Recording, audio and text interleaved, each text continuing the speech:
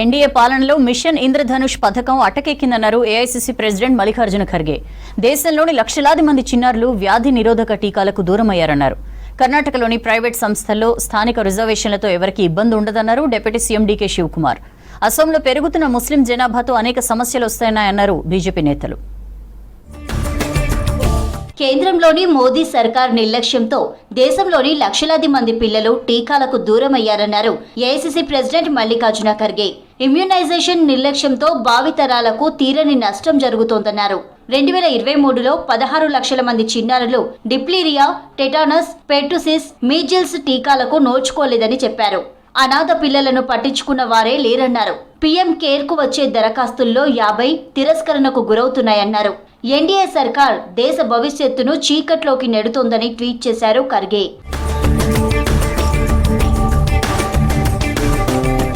ఉత్తరప్రదేశ్లోని ఎన్డీఏ సర్కార్లో అంతర్గత పోరు నడుస్తోందన్నారు సమాజ్వాదీ పార్టీ చీఫ్ అఖిలేష్ యాదవ్. ప్రజల సొమ్మును దోచుకోవడంలో బీజేపీ నేతలు పోటీ పడుతున్నారని ఆరోపించారు. దీంతో రాష్ట్రంలో పరిపాలన అటకెక్కిందని విమర్శించారు. ప్రజా సమస్యలు పట్టించుకునే వారే లేకుండా పోయారన్నారు అఖిలేష్ యాదవ్. जहाँ इन्हीं के विधायक, इन्हीं के लोग आरोप लगा रहे हैं कि भ्रष्टाचार चल रहा है। हम लोगों ने अखबारों में पढ़ा है कि मुख्यमंत्री खुद स्वीकार कर रहे हैं कि बड़े पैमाने पर दलाली चल रही है। जिस प्रदेश के मुख्यमंत्री खुद स्वीकार कर रहे हों कि दलाली हो रही हो और अखबारों में बड़ा बड़ा लिखा हो कि दलाली हो रही है, तो जनता जानती होगी कि कितनी दलाली हो रही है.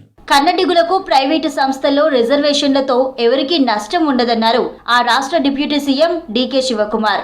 దీనిపై పెట్టుబడిదారులు ఎలాంటి ఆందోళన చెందాల్సిన అవసరం లేదన్నారు. ప్రైవేటు సంస్థల్లో నాన్ మేనేజ్మెంట్ కోటాలో 70%, మేనేజ్మెంట్ కోటాలో 50% పోస్టులు కన్నడిగులకు కేటాయించాలన్నారు.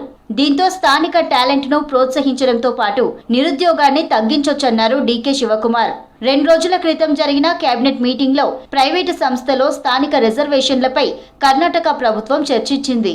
No investors has to worry. We want all investors to come to Karnataka. There are certain sections of the people who are well talented outside the state. We want them to work in Karnataka. The Karnataka population, especially Bangalore population, has gone 1.4 crores only because outsiders coming here. They are working here. We don't want to harm anyone. We are just looking, we will give them a scope. అసోంలో ముస్లిం జనాభా పెరుగుదలపై ఆ రాష్ట్ర ముఖ్యమంత్రి హిమంత బిశ్వ శర్మ ఆందోళన వ్యక్తం చేశారు. రాష్ట్రంలో మారుతున్న జనాభా నిష్పత్తి పట్ల ఆందోళనగా ఉందన్నారు. జనాభా పెరగడం అనేది తనకు రాజకీయం కాదని, అది జీవన్మరణ సమస్య అన్నారు. 1951లో 12% ఉన్న ముస్లిం జనాభా ప్రస్తుతం 40% చేరిందన్నారు సీఎం హిమంత బిశ్వ శర్మ. इस्लाम का संदेश देते हैं और इस्लाम का मीनिंग ही शांति है. एक प्रकार का मौलाना है जो नबी का मैसेज देते हैं.